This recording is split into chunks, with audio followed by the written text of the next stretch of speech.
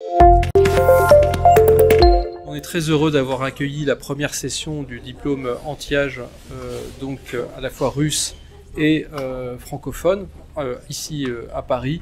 Je pense que aujourd'hui, avoir un diplôme anti-âge, c'est absolument fondamental parce que jusqu'à présent, les médecins étaient spécialisés dans des maladies. On était spécialistes de cardiologie, de rhumatologie, etc.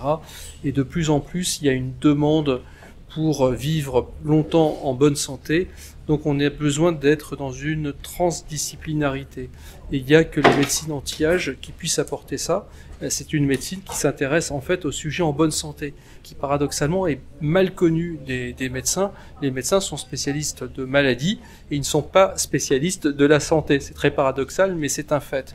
Donc ce diplôme permet justement à des médecins de différentes spécialités, on a toutes les spécialités, de comprendre comment un sujet peut rester en bonne santé le plus longtemps possible. Et il y a une demande de plus en plus importante dans ce domaine. C'est un domaine qui va énormément se développer.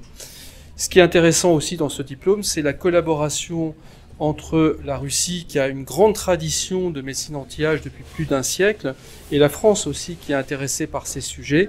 Et je pense que de l'interaction de médecins russes qui ont une culture différente de la nôtre en France, qui est très fondée aussi sur tout ce qui est physique, et nous on est plus dans la chimie, et bien à partir de là, de mettre nos connaissances, donc aussi bien qui viennent de la physique et de la chimie, au service de la biologie. Je pense qu'il va y avoir des interactions extrêmement intéressantes.